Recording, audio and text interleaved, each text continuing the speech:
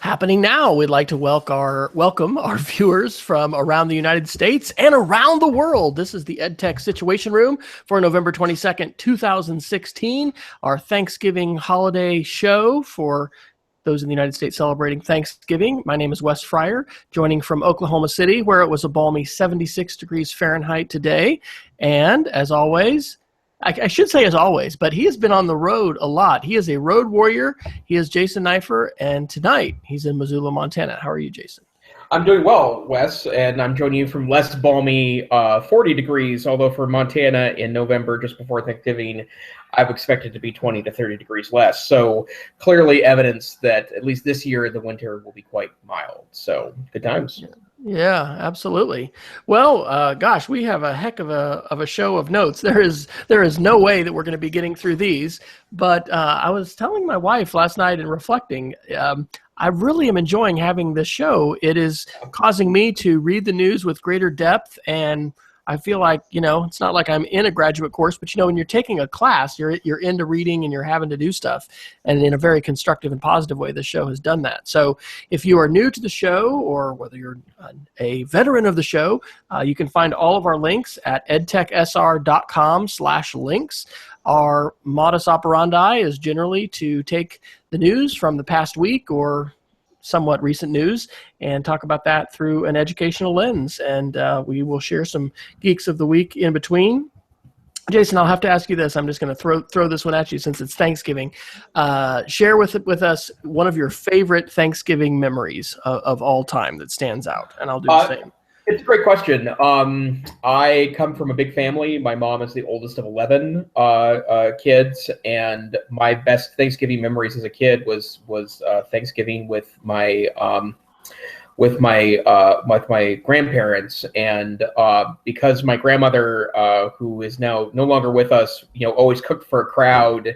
She would, inevitably lots of food would have to be made. And I can remember 2 or 3 instances when I was a kid where we hosted Thanksgiving in my parents' house and had, varieties of my aunts and uncles and cousins show up. And one year my grandmother made a big hefty bag, like the big 50-gallon black hefty bags. She came in over her shoulder full of dinner rolls. She'd been baking for 3 straight days and just had ka-chung, this massive trove of dinner rolls. And it always reminds me of, when my grandmother cooked for the family, it was always huge. And in fact, one of the stuffing recipes I make, and I'm in charge of stuffing for our family feast, is kind of in her honor, because it includes some of the ingredients like sausage that she would have put in her stuffing. So great memories of big family Thanksgivings. What about you, Wes? Well, my folks were in the Air Force, my dad, and our whole family. You're kind of not just one person in the Air Force. So we moved around a lot growing up, and moved to Manhattan, Kansas in probably 80 or 81. So that's kind of where I claim my home as an Air Force brat, and just being in my parents' house, and just the big dining room table. My mother grew up in Louisiana, and the story of our dining room table is it used to be on a steamboat, and it was this really long table that somehow could just be extended longer and longer and longer, and so anyway, gathered around that table, and cranberry sauce, and there's a very special dish which is a cut glass dish which we now have and we'll be eating cranberry sauce out of. And this year my parents have decided that they're ready to move to the retirement home, which is not just like a nursing home or something. It's independent living, and we're excited for it to have a chance to do that. But anyway, yeah, lots of good memories of Thanksgivings there. And it's, the seasons move on, the traditions change, but sometimes things are preserved. So certainly those flavors and those things that you couldn't say you're having Thanksgiving if you didn't have it. And for me, it's got to be cranberry sauce in that dish. Absolutely. So where would you like to take us tonight? We've got a lot of different directions we can go.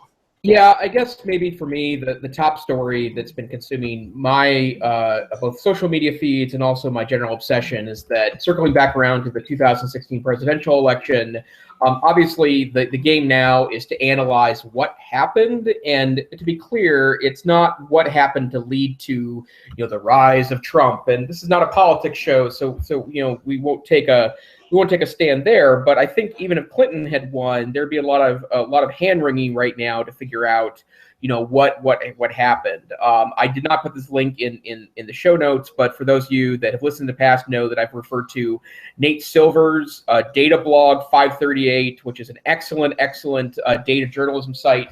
For those interested in sports, they do as much sports coverage there as they do politics and economics coverage. But he posted an article earlier today that is starting to dig through the exit polls and basically saying that, the narrative of the election has been all about, how did economics impact the election? And if you take a look a little more closely at the data, it's actually how did education impact the election? In a lot of cases, counties where Obama won in 2012, Clinton was able to well surpass his percentage of the vote in more educated counties.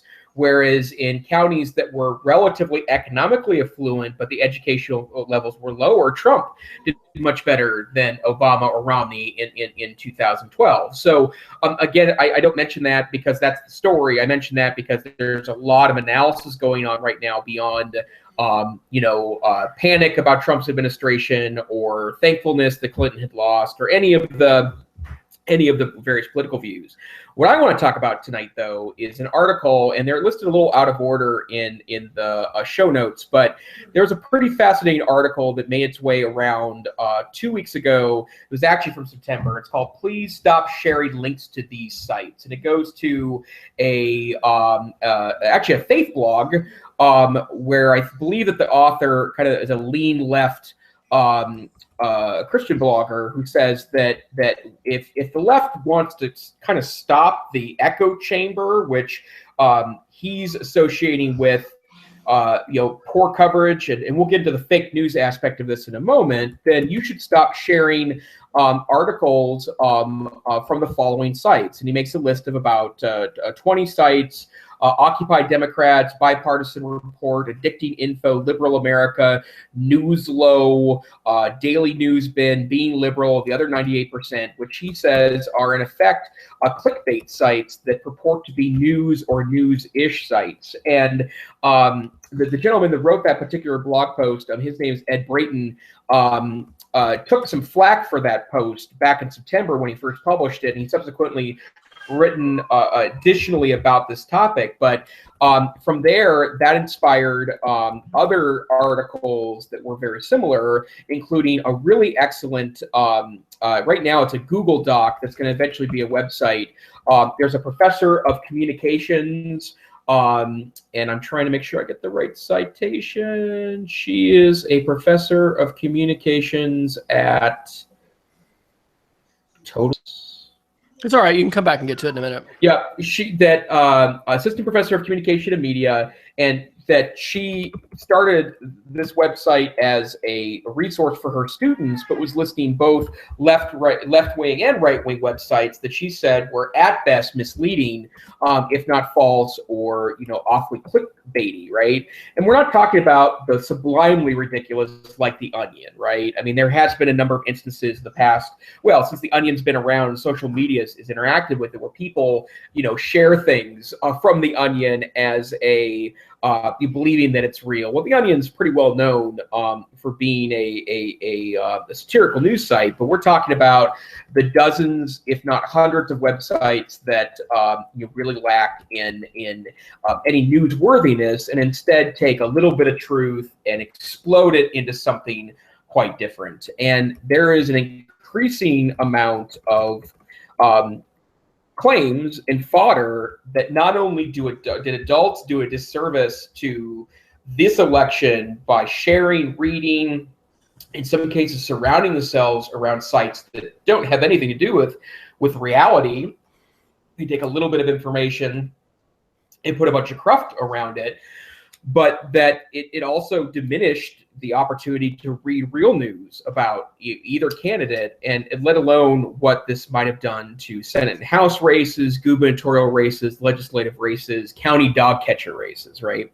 And just today, and I know I'm kind of rambling on here, just today, to put kind of a little extra sting on it, the good people at The Verge started kind of calling out to say that students can't tell the difference between real news and what people are calling fake news, which is a lot of websites I saw. I can't help thinking back to 20 years ago when the internet started becoming a real reality in homes and in classrooms. And we had students going online and accessing the wild trove of information. And I would say librarians led the caution train to say that it's great that these information sources are available, but we need to be teaching kids how to be proactive in the way they're analyzing and utilizing sources from non-traditional means. And so here we are in 2016 with somewhat clear evidence that people's views, whether it agrees with your politics or not, are being impacted by sites that really aren't news at all. So I guess first I'd start with, Wes, this question to you. I know obviously you are quite active in social media. Do you feel like that you saw an uptick or a significant amount of these kind of fake news sites surrounding your social media presence? I definitely think so. Last week, Jen Carey was on with me, and she had written a post, and I had written a post really, really similar along these lines. Hers was called "How to Be Digitally Literate in an Era of Fake News" from October 15th. Mine was "Digital Literacy Tips, Strategies for Online Fact-Checking" on September 28th. And both of us have found ourselves, and maybe you have too, Jason, in the role of Googling something and putting the link to the Snopes article and, trying to help educate, in some cases, members of my family, other cases, one of my favorite high school teachers from back in the day. And, the article that I wrote, it wasn't a political one that I was pointing out. It had to do with like this large gourd, which was supposedly the seed was buried for 4,000 years, and then they resurrected it, and they're growing it again. And what was cool about that is that Facebook actually showed a related article which debunked it and clarified it. I mean, there was some truth to that article, but it was one that had been shared. There was a huge uptick in links being shared. The emotionally charged nature of the political sharing, which still continues right now. I definitely think so. How about you? I mean, did you see that in your feed? I did, and obviously, people tend to surround themselves with like-minded folks. I would not say that my Facebook feed is a marketplace of ideas where people are challenging one another to the great debates of the time. And if anything, I do think a lot of people unfriended a lot of folks during this political season, and even that was a challenging issue. I have a very, very bright former student that's in the public administration field, and she called people out by saying that, no, I won't unfriend you for political views I disagree with, because I generally care what you want, what you think, even if I disagree with you. And, I think that has very much impacted, the world that we're in. And, we tend to talk, I'd say maybe wistfully, about, the challenge of the media homogeny that has dominated the last 50 years of entertainment media, at least. But there is a real issue if mainstream news sources that are acting as the fourth estate in the United States, right? They are the challenge, the accountability for government. If they're going down in viewership, and at the same time, news sources that are not as well vetted or claiming to be news when they're not are going up, that's a real concerning trend that we have to be really cautious about. And I don't think it would be that far from reality to find U.S. or me advocating on how great the low bar is for publishing your views, publishing your thoughts, your creativity, your perspective, your point of view. That's all an amazing part of this, but that comes at the price that anyone can publish whatever they want to in a largely accountability-less way. So we educators, education, K-12 education, higher education, the onus is on us as teachers to push students to critically evaluate sources, and not just like in a formal research context, like encourage people as part of the regular media diet that click on sources, find out more, challenge the ridiculous. Well, here's several different thoughts about the educational lens for this. First of all, I don't think that people are fully embracing and understanding their role in not skimming the news, reading articles, and ensuring that what they're sharing is credible and and is well sourced. There are a few people, relatively speaking today, fewer, that have set up a blog and kind of have their own place to share their ideas. But tons of people are doing that on Facebook and also are doing it on Twitter and other kinds of social media.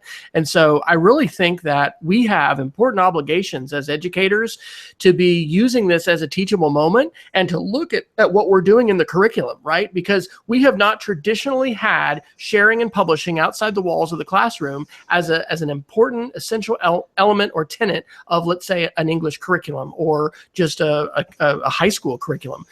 But I think it is absolutely vital, and we need to also situate this in conversations about digital citizenship. This last week, we had a mini retreat, Tuesday morning actually of last week, and we had Matt Scully, who is with Providence Day School in Raleigh, North Carolina, video conference in. They have a wonderful framework that I put in the show notes last week for digital citizenship, where they have 7 different things that they're going to try and help students across grade levels from primary age, elementary, all the way up to 12th grade.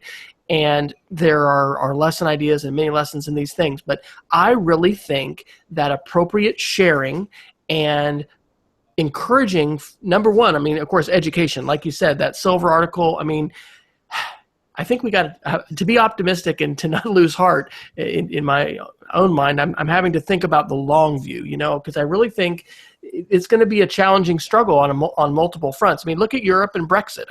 There are things happening globally that it's not just a United States thing in terms of what people are voting for and backlash and the pendulum swinging. But education is such a bright, shining star. And so that article from Silver is very positive, saying, look, if, we need, I haven't read the whole article, but that thesis that people perhaps are going to make it's going to be better for democracy when people are more informed and when they have higher levels of education. And so I think we've got important roles to play in this today. And part of that is finding moderated places where we can help students safely share outside the bounds of the classroom. And so this is this passion of my wife and I talking about inside and outside sharing, that we need to find places to share outside the password, outside the Google Classroom or the Canvas or whatever that LMS, that learning management system is. We need to be sharing outside and talking about comments and talking about the responsibility that comes with sharing a link. And because it's not just affecting the kids. We had some pretty well-known radio hosts, I think, during the lead up to the election, sharing some articles that were clickbait. I saw you put the article, I had read that, about Bernie Sanders could replace President Trump with little-known loophole. And, that was the example of clickbait, because you might have clicked that going, oh my gosh, what is that? And he's quickly saying, no, this isn't true. But I think that we're on a journey to fully or more fully realize this positive potential of social media and empowering voices to be a very constructive force for democracy and for representative government. We're seeing the dark sides of it. But again, I'd remind everyone, these tools are powerful, and what amplifies a lot of times the most in the media are the negative outliers. And so I know that I was better informed for this election than I ever have been before. Kudos to the Oklahoma Election Board. And maybe I've been able to do this every year and just didn't know it. But, via Twitter, their website, I saw my ballot. I saw every candidate. I was able on a couple races, like county sheriff and the judges, we just vote whether to retain or not. So pretty much every judge just stays. But maybe people aren't hearing about that, but I, Wes Fryer, felt better informed going to the ballot box, with the local races. And that is really important too, right? We have so much focus on national politics, and it is a big deal, but what happens locally is important, and folks being informed locally is important as well. So I don't know, do you think there's any role for any of this conversation in the online space with what you all do with virtual school, or the, that whole, just the idea of, I guess, a high school curriculum? I mean, should this be fitting in somewhere in your mind, Jason? How would you fit that in? I do, and one of the things that I do think of quite a lot about in regards to my program is that, we face a lot of perceptions that online learning is better or worse or easier or harder because it's online, and I think that there is a lot of pretty logical arguments to suggest that none of that is really true, right? Like, we have to be more critical consumers than that, and that's a really important part, I think, of the of the kind of process we run through to in order to understand particular pieces of the process. And that's I guess that, if anything, I feel like that there is some tone that we don't need to teach that kind of stuff anymore. Like, kids just get it in the same way that kids just get technology, or kids are just productive on technology, or kids are going to treat technology right.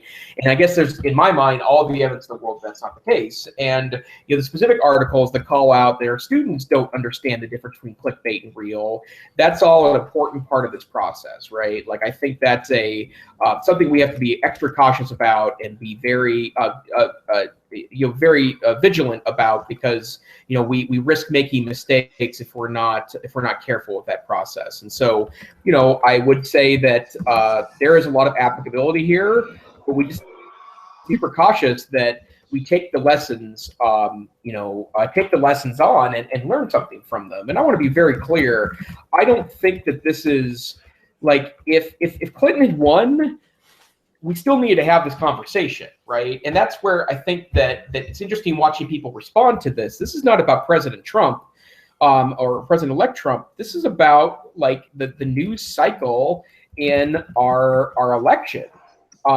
It was dominated by suboptimal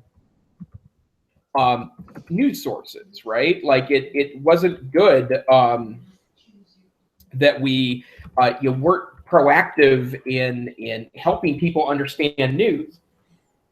There's additional criticisms of the algorithm that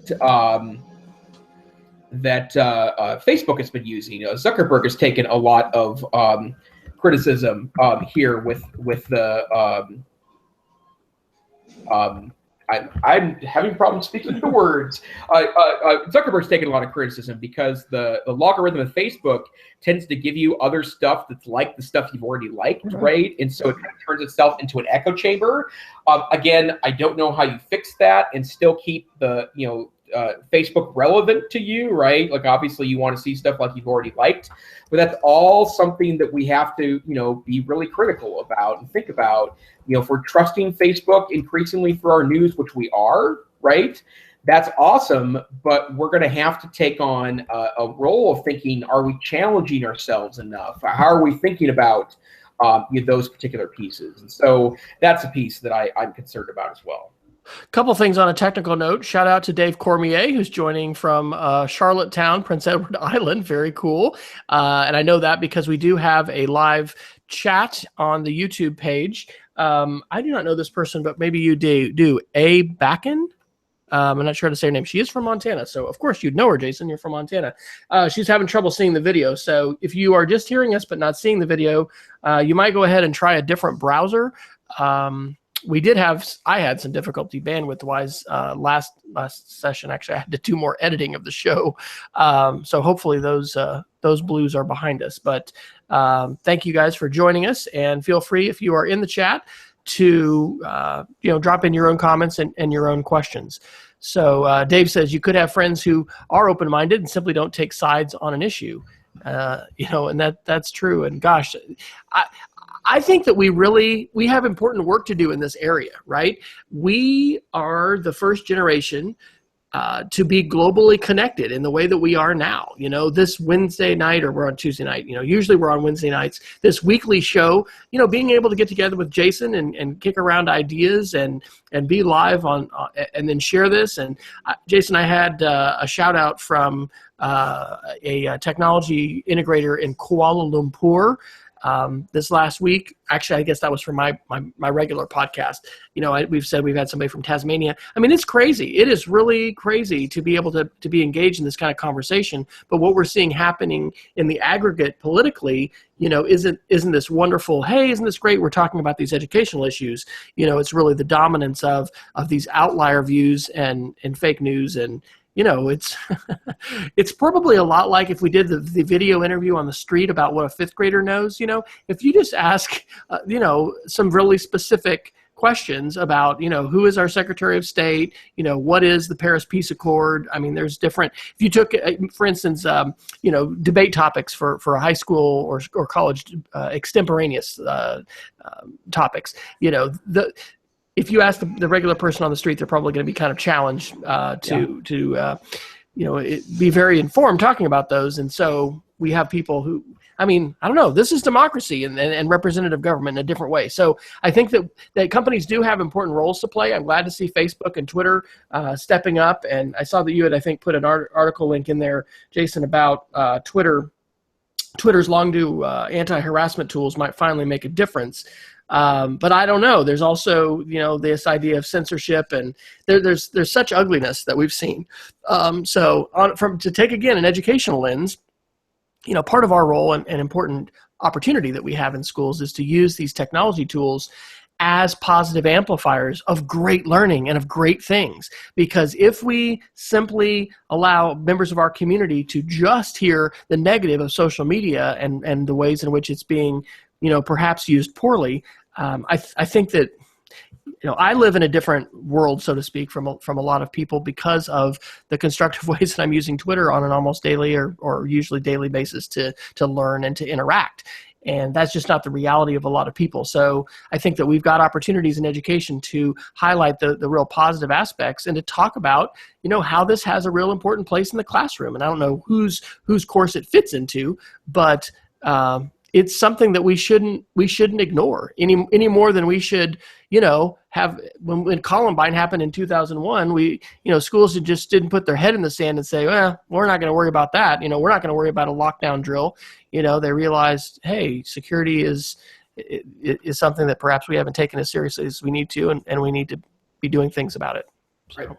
Well, and then I would add a last piece of this, that we really do have an obligation to our students to build in media literacy into our curriculum. And this has been a mantra of schools for 25 years. This is nothing new. But the bottom line is that we, in the same way that we are just not pushing out one line of information, we're trying to build scholars and thinkers amongst our society as we're practicing democracy. We also have to be very proactive about you know, teaching students about sourcing and understanding where you get information from. And it's not always wrong to have a partisan point of view informing your pieces. Like even the list that I shared tonight from the Pathos blog is that the bottom line is that I go to some of those sites because I want to hear something that I want to hear. I want to be outraged about this or that. But in the end, you have to take multiple sites together and utilize those as your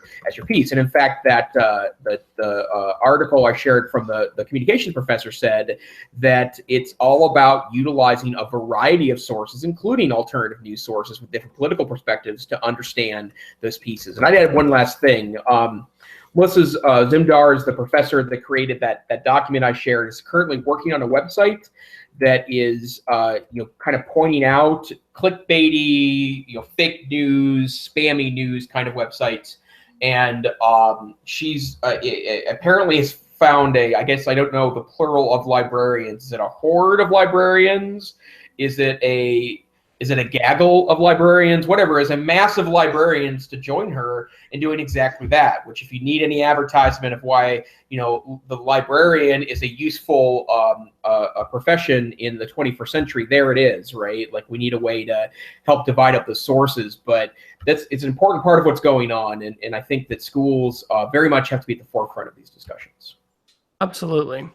Well, Peggy George is tuning in tonight, and she was saying she was having trouble with the chat. So Peggy, I just direct messaged you a link to the chat. If you are watching our live stream, over on the right side of the window, when you are viewing in YouTube, there should be a live chat window, and there's a little option there that you should be able to click to take it out and pop it out. I would like to take us down to this no turning back, the third wave artificial intelligence section of our notes. And the shout out I want to give first off is to, well, I think, did you tell me about the Motherboard podcast, or did I learn about that from you, Jason, or was that somewhere else? That's somewhere else. Okay. Well, so I've somehow found out about Motherboard, and they had a really nice show that was talking about different prognostications and people thinking about how a Trump administration was going to affect things. But the best reference that they had was to this video by the Council on Foreign Relations from November 14th, and it is a panel discussion with 4 different, I think all professors, robots and the future of jobs, the economic impact of artificial intelligence. And we have been talking probably every show about artificial intelligence. Jason had an awesome demo, by the way, if you want to go back to episode, I guess this is 30, so that'd be episode 28, where he demonstrated his Google Home, and you'll have to tell us a little update about how that's going, Jason, because I'm thinking myself about that after seeing that demo. We're in an incredible era of accelerated change, and it's exponential. It is not linear. Two of the main statistic that they said from that panel was that 45% of job activities just across the board today could be automated with the kinds of robotics and the artificial, and then the kinds of algorithms, and that may or may not be AI. That's really automation, but the impact that can have, on the workforce. And this was the first time that I have heard, and they said this, I think, in the Motherboard podcast, very pro-capitalist folks talking about income and the possibility to have a fundamental shift in terms of the way we think about the Protestant work ethic, and this idea that you're not going to get to live on the dole. You gotta be working to earn your way. To think about a universal basic income. And the other article, and I haven't gotten through this, but Foreign Relations, which at one point I dreamed about writing this great article in Foreign Relations that everyone would read. But this is Foreign Relations from December 2015. It's called The Fourth Industrial Revolution: What It Means and How to Respond. And the author is contending that we are in an absolute transformative era that is going to affect governance and what we're talking about with politics and democracy and representative government. It's going to be affecting the labor force. It's going to be affecting economics, and a big driver of this is AI. And one of the panelists in the Council on Foreign Relations video panel, said that increasingly every profession is going to have some kind of coding, some kind of computation, that being aware of the ways to use data and the ways to bring computers to bear in solving problems and in gathering information. These are important critical skills. So this is the rah STEM wagon or bandwagon that we've heard of before. But I think what I have a greater sense of today, especially after reading these articles, is just the pace of change. I have heard Ian Jukes and Al November and people stand up and talk about this for a long, long time, about Moore's Law and the acceleration. But, we heard Trump, for instance, promising to bring back coal jobs. That is probably not going to happen.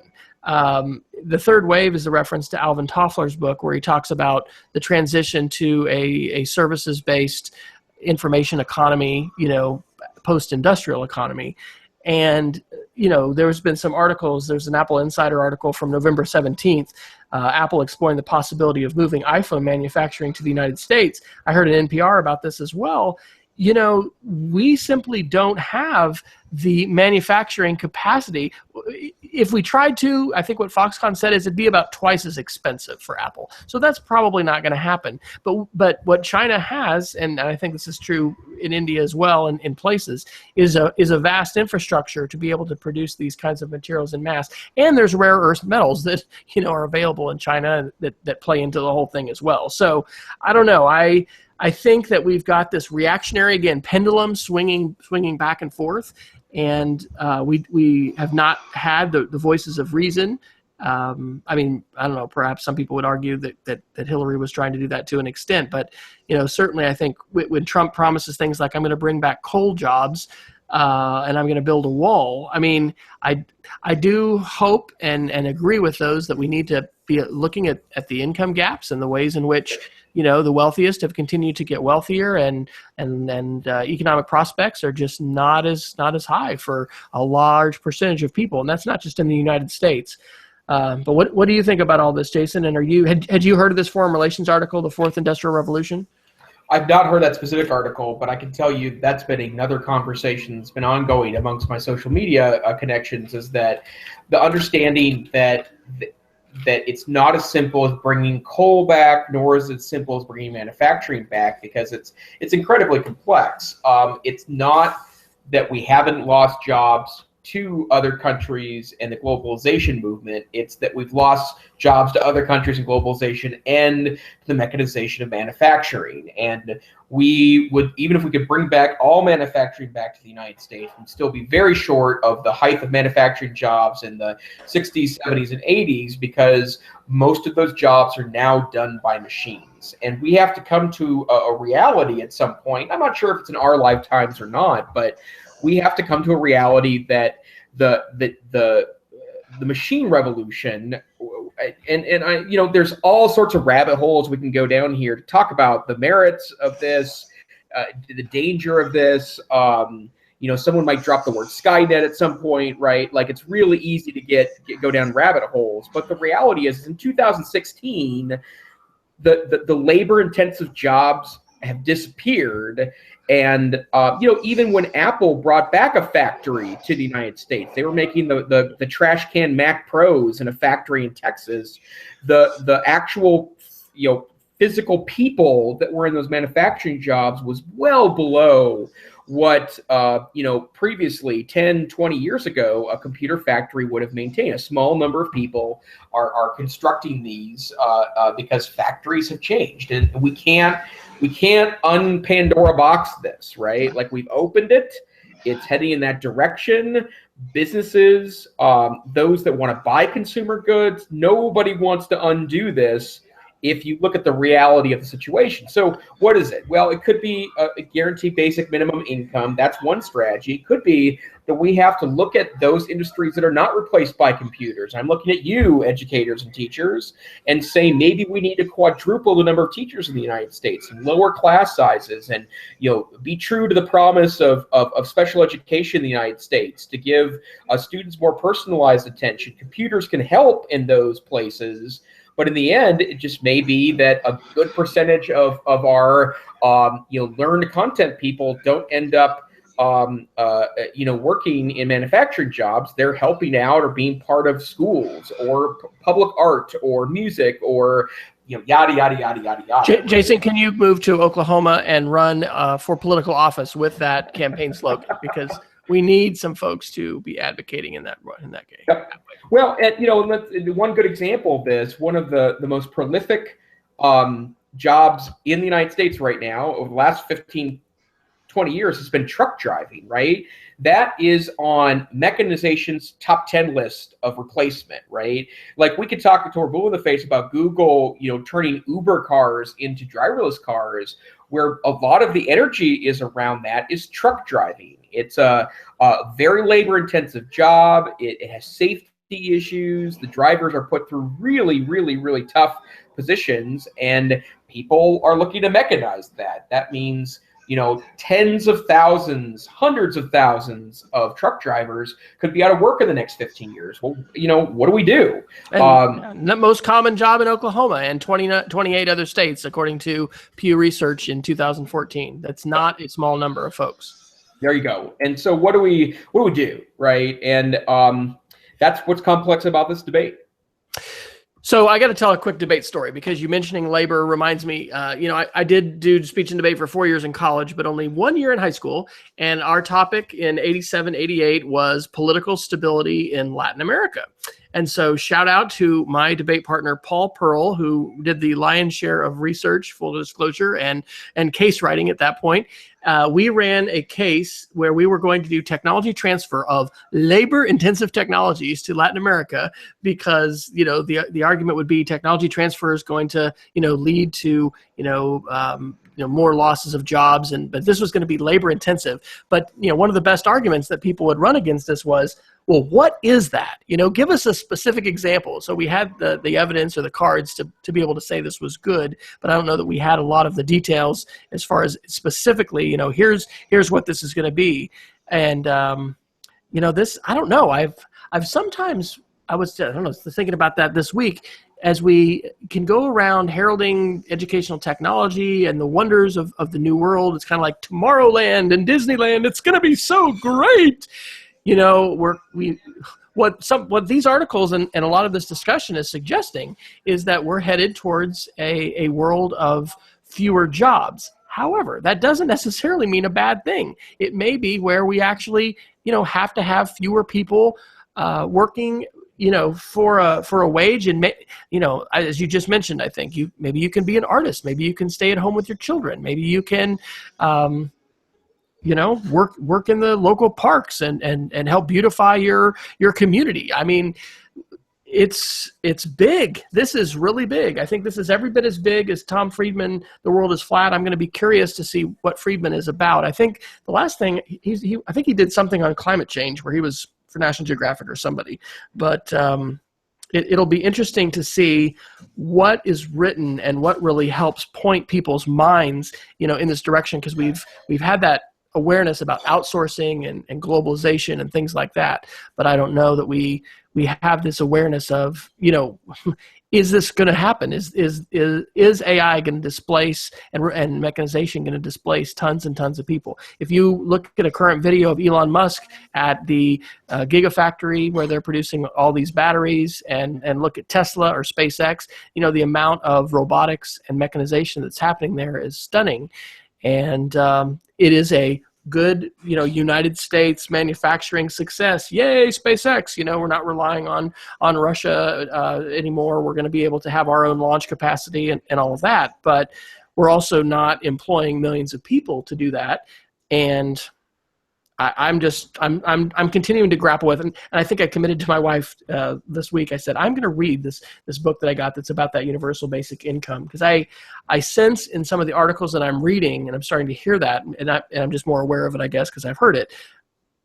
I think that is prescient of the future. I think we're going to hear more and more discussions about it. What I hope we don't have is a really difficult time where there's even more people displaced and without work and angry, and then voting for other people who are saying yes, and then, let's do rash things like, put huge tariffs on everything so that we throw our economy into a huge recession. And so I think we're really in a state of waiting to see what's going to happen, because nobody knows.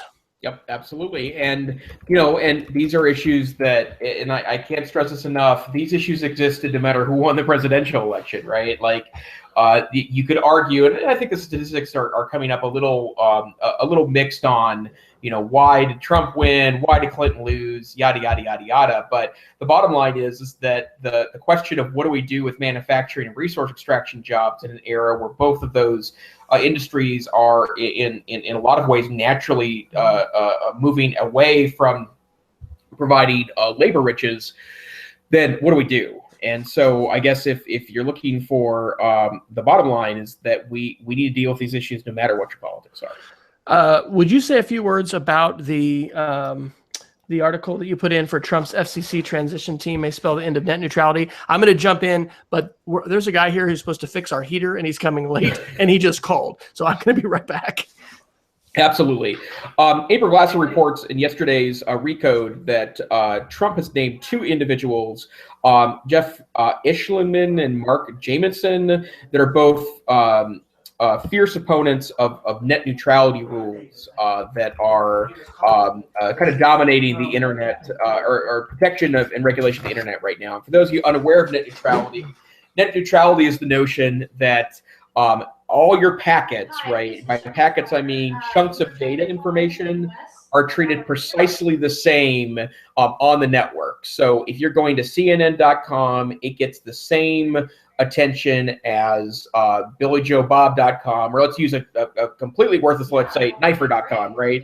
Like no matter where your internet is or where your website is hosted, it gets the same access to speed as any other website. And there have been some people who have proposed, including a lot of telecom properties, content providers, that we should be able to prioritize, let's say, Netflix content to make it faster over the network, and then privilege people by offering economic benefits to providers for doing so.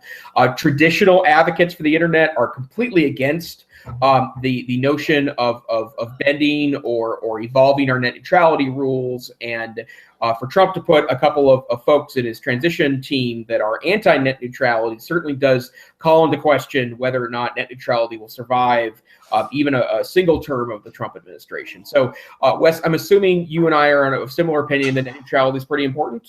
Oh my gosh, yes. I read Larry Lessig's book, The Future of Ideas, a number of years ago, and that and some other readings really helped me get a better picture on the basics of the internet, how it works, why being agnostic as these routers look at packets is so important. And in addition to perhaps Trump's transition team and these FCC folks being a threat to the internet, the surveillance state actually poses some threats, because as governments have become more aware of the amount of monitoring that the United States government has done, and we've had, there's countries in Europe, I think, that have started to take a look at things, saying, "Oh no, you're going to have to have a server here, in our country," and there are things that can threaten the real foundation of the internet. So hopefully, we're not going to see anybody, pass anything that's going to break it, because I think. This will sound a little bit like Star Trek. My wife is much more of a Trekkie than I am, but in terms of the overall evolution and maturity of our planet and our global species, being globally connected in the way that we are today is a huge important step. And so if we see some steps backward on net neutrality, hopefully we're not going to see something that cripples the internet and, for instance, stops you or I from being able to put up our virtual space and having people have open access to it. Certainly in China, the times I've been over there, I used to use PBWiki back in the day, and oh gosh, I don't even remember the name of the group, but there's a group that is really on the hit list or the enemy list of the Chinese, communist government, and they had some kind of a big PBWiki site. And so anyway, any content you had there was going to be blocked, and you had to, put it on PBWorks or, it was Wiki Spaces, I guess. PBWiki became PBWorks.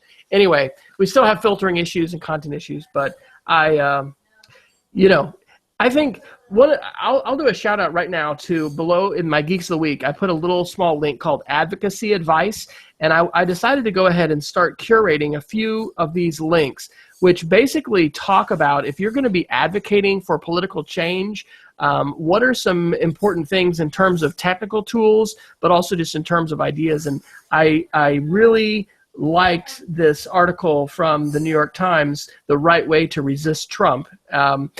It was written by an Italian who talked about how we need to focus on issues. There are people that are protesting the election. Hey, guess what? Trump won, right? Hey, guess what? We have an electoral college. You want to change the electoral college? Okay, but we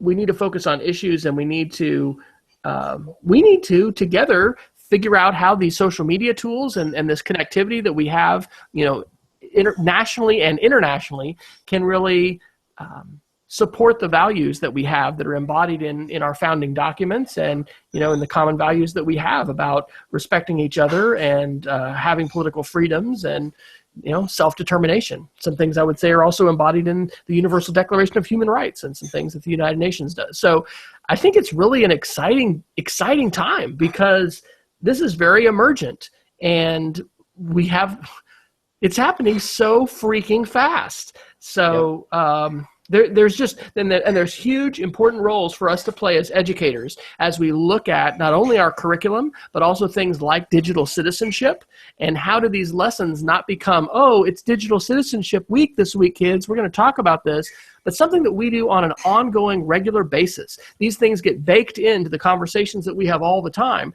because all the time, we're researching ideas, we're sharing things, we're sharing it with, our classmates and our teachers, but we're also sharing it outside because we have a digital presence outside the class. And part of what school needs to do is prepare us for the world outside of school. And that is, I won't say who it was, but one of our younger daughter's teachers gave an assignment last week, and part of it basically said you can't get any of this from the internet because it needs to be from the real world.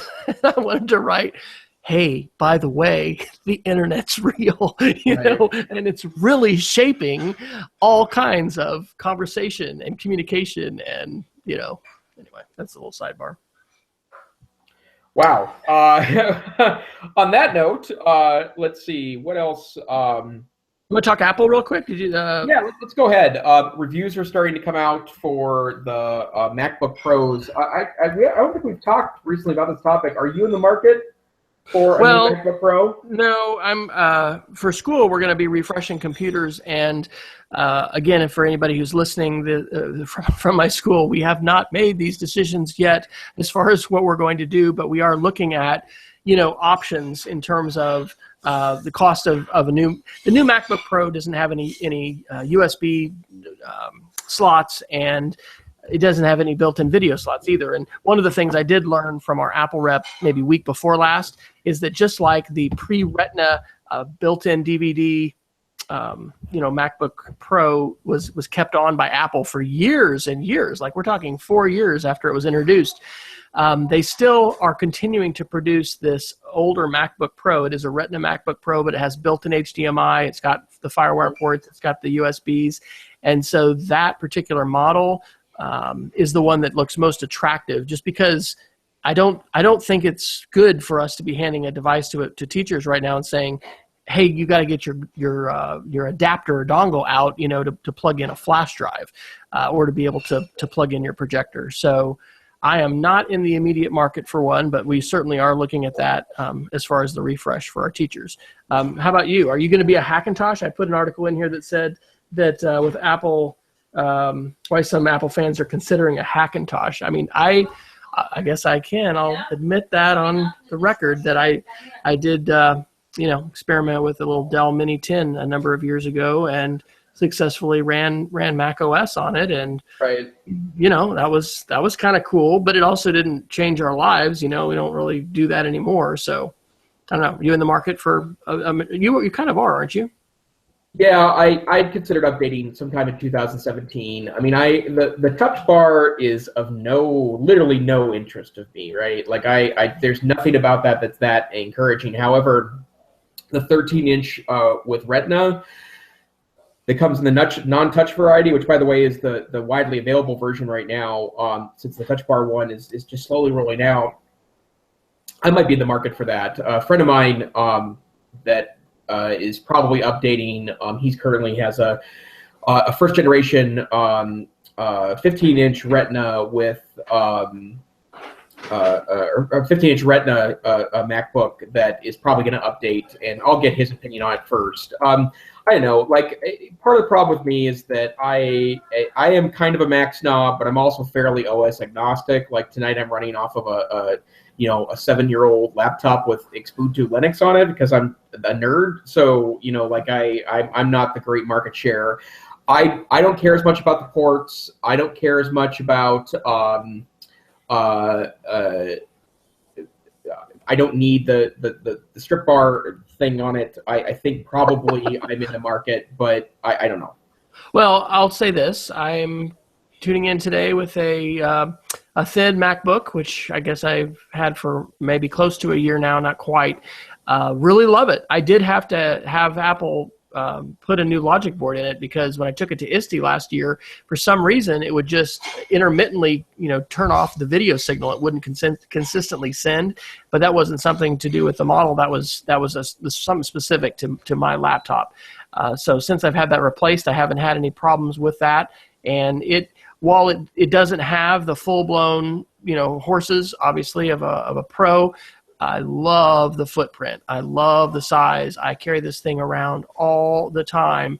And at one point I was carrying an iPad around, but what I need to do usually if somebody asks me to do something is, go onto our network and look at something and adjust something, or, do something that I need a keyboard for. And so while I love my iPad and continue to use it, my phone and this laptop are kind of, welded to my hands most of the day. So I'd say don't discount the other devices in Apple's lineup. I've been wondering if the Air was going to go the way of the Dodo, and it's still staying around. But it definitely, as we talked about, I think a couple weeks ago, Apple's all in for USB-C, and they are prescient. I'm using that word several times. It's my Scrabble word for the show. They are able to pretty well see the future in terms of what's coming with, the end of the floppy, the end of the CD, DVD, and now the end of standard USB. So the other articles I put in about Apple were some conjecture by Apple Insider about Airport, and they have reported that Apple has basically axed their Wi-Fi router division, and all the people that were working in that division are now working for other groups. And so that apparently signals the end of Airport as a product. That's what they're saying. They think. Apple hadn't come out and said that. And then they offer a bunch of best alternative Wi-Fi routers for Mac users. So I definitely have on one of the top of my wish lists the new Google routers, which are not shipping yet. They had some that were produced by some other folks, but I'm going to be interested in that. And I really want to get from you, Jason. It's been 2 weeks now with the Google Home. So what else? Well, it doesn't have a ton of third-party functionality yet, because integrations are upcoming. And where I have some hope here is that the Alexa, when it was introduced 2 years ago, was pretty thin on integrations, and now it has hundreds and hundreds and hundreds of integrations. So far, that's not super great, but it's really easy to get information from it. I've referred to it during dinner conversation with my wife. It's really easy to get music and podcasts to it, and whether I would say I'd ask it questions 10, 15 times a day, and that's way more than I would have expected. It's way more than I use Google Now on my on my cell phone. So I'm very excited about the platform, and I can't wait until it has further integration with apps. Okay, well, we're getting close to the top of the hour. Any other articles you want to talk about before Geeks of the Week? No, although I do want to hear about how did your TED Talk go? I think it went pretty well. What I was most excited about was that Rachel's went real well. My daughter gave her a presentation of tales from a teenage Minecraft YouTuber, and so hers was about 8 minutes, and really, so there's so much there that was good. But the surveillance state went okay. I wish I had a little more time to rehearse, and I had a little bit of difficulty with the slide advance. So some of my slides at the end I didn't end up getting to, and I perhaps told a little bit longer stories. I went with the Cheetos story of being in the pantry on Saturday and having my phone tell me to stop binge eating because it had heard me snacking.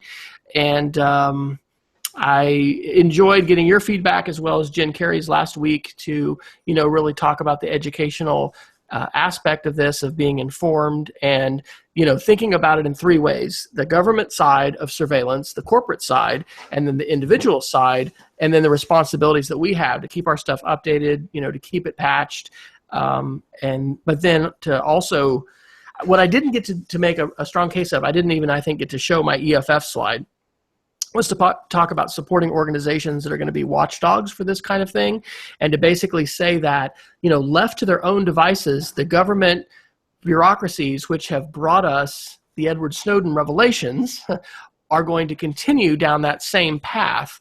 And while there is a perhaps inevitability about this, because this is happening all over the world with governments that are seeing the power of not only social media, but surveillance technologies to, enhance their police and their domestic intelligence capabilities. I think that as an ostensibly free society, and we're not ostensibly, we are, I'm not that cynical, relatively speaking, that we've got important responsibilities to support wise regulation and to not just turn a blind eye to say, again, I'm not a criminal, I'm not a terrorist, so I don't care. They can do whatever they want. Yeah. So I did publish a podcast Sunday with the audio of that, and then they'll be publishing the video of them. So anyway, this was one of only 19 TEDx youth events nationwide in the United States, and so this Waller Middle School in Enid, Oklahoma, kudos and shout out to them. And I'm going to write a whole post about how awesome they are, because what a fantastic thing for their students to be able to do all these aspects, and because they live streamed on YouTube. My mom watched me live on YouTube, but I mean, being able to do that, the stuff behind the scenes, the kids that I was with, one of them was giving another talk, the other one gave a talk last year, but she was playing her ukulele and doing an arts thing. They integrated the arts in with they had 3 sets, and they showed a TED Talk video each time. And then this was the first time that they had outsiders. So they had 3 different speakers who weren't part of their community. So great experience, and excited to see that, because the student voice side of that is so energizing. And there were some really, really good talks that the kids gave. So I'm looking forward to those being on video and then being able to blog those and amplify those as well. Awesome. Great to hear. All right. Well, tell us about your Geek of the Week. Well, I am going to Europe at the end of December. My wife and I will be traveling, spending half of our time in Paris and half of our time in London. I've never been to London. I have been to Paris, but never been to London. So very exciting to return to international travel after now, I guess, almost 3 years away. I am, kind of obsessed with technology, so I'm going to try something different this time, which is that the last 2 times I traveled, I had an iPad with a 3G card in it, and this time I'm going to see if I can get cell phones up and running for me and my wife. So buying a cheap cell phone for use in Europe is, kind of my goal here. To be able to show up, pop a SIM card in, and be able to text back and forth and utilize maps and other technologies. The thing I wanted to share is that at the same time that's an interesting thing for me, cell phone subsidies have largely gone away in most of the major cell phone providers in the United States, including I'm a Verizon customer, and after hanging on to my subsidy for many years, that is now gone. Because I've renegotiated data and signing a new contract made my subsidy go away. So I'm looking for opportunities to not spend $1,000 on a new cell phone. And Amazon now offers, they have actually 3 phones. Only 2 are listed right now because there are, the third one has been out of stock for some time, but now Amazon sells Android phones. In this case, the 2 that are available are Moto cell phones, high-end Moto cell phones at a vastly discounted rate, well below $200. The cheapest will be $100 that you can buy. It does have the Amazon ads on it, which some people do not like, but you can now buy great, Amazon vetted cell phones that work on all the major networks in the United States, and then globally on the global GSM networks by just slipping a SIM card in. So if you are in the market for a new cell phone and aren't getting what you want from your local AT&T, Verizon, Sprint, T-Mobile store, know that the market is opening up to bringing your own devices and shopping around for the best medium price device available. So Amazon Prime phones, interesting concept. Awesome. I can't find the link, but there's actually a DIY phone thing that I heard about on one of the podcasts, NPR, or something like that. And man, I think I'm probably going to step into the iPhone 7 here in the not too distant future. But I may look at the Google Pixel that would really throw my kids for a loop. They love it. My Geek of the Week is Google Quick Draw. And this is really cool. And this is an AI application. And so what you do is you go to this in your browser. Obviously, it'd be better to do on an iPad or some kind of a tablet or touch device. But they're going to give you a prompt to say dog or I don't know. ice cream or whatever. And as you draw, the Google AI algorithm is going to start guessing, what it is that you're drawing. And it gives you about 9 or 10 different things. And then, you get a score as far as, I guess, how well you did or whatever. But it's this interesting thing where, again, Google's gathering information and data, and they're being able to identify what you're sketching. But I'm a huge advocate of sketchnoting, and it's one of these things I need to find and make more time to practice as well. And so anyway, just check it out, and you can tag that into the educational strategy, because if your students are going to take sketch notes and use that as an instructional strategy, there's a good way they could be deepening their learning and making their notes more visual. So awesome. Where can people find you on the interwebs, Jason? Well, I am the Assistant Director and Curriculum Director of the Montana Digital Academy, the fabulous state virtual school located on the University of Montana campuses at the University of Montana in Missoula, Montana. I am, or you can find out more about my work there at montanadigitalacademy.org, and we're also members of the Virtual School Leadership Alliance, because state virtual schools get things done. I'm also the Tech Savvy Administrator in Residence for the Northwest Council for Computer Education and blog at blog.ncc.org. You can find me on the Twitters at Tech Savvy Teach. And what about you, Wes? So I am Wes Fryer, Director of Technology at Cassidy School, blogging at speedofcreativity.org, podcasting there every once in a while. Have published a couple podcasts from this month on the Fuel for Educational Change Agents, which you can find at audio.speedofcreativity.org. Had a chance to go to a Google Summit a couple weeks ago, and then the TEDx from this last Saturday. I am W. Fryer on Twitter, and you have been listening to the EdTech Situation Room for November 22nd, 2016. Find all of our show notes and links at edtechsr.com/links. You can check out our YouTube channel, EdTech SR, which you'll find linked from our website. We'd love for you to subscribe there, and that's a fast way to usually get the shows. But we also do a quick export as an MP3, 32 kilobit, lightweight, about 14 megs or so for an hour-long show. And you can get that link as well on edtechsr.com.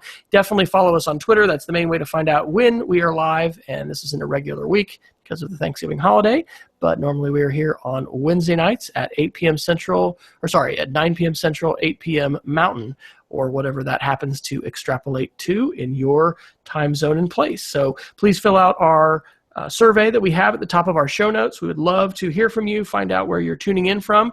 Thanks very much for Dave Cormier from tuning in from Prince Edward Island. That was very cool. I think Peggy George was checking us out, and some others as well. So if you've got any topics that you'd like to see us tackle, or any guests that you'd like us to invite, this is a pretty open thing. I think, Jason, we do need a plan for our end-of-year show, which is really where we started with this the last 2 years. And so let's be doing some thinking about that. But that'll be over the Christmas break, and usually right before the new year. And it'll be a reflection of the EdTech year in review. And I'll be joining from Paris, as a matter of fact. So that'll be a truly international show. So. Awesome. That is great. Well, hey, have a very happy Thanksgiving. Enjoy your turkey day, and enjoy your time being disconnected as well.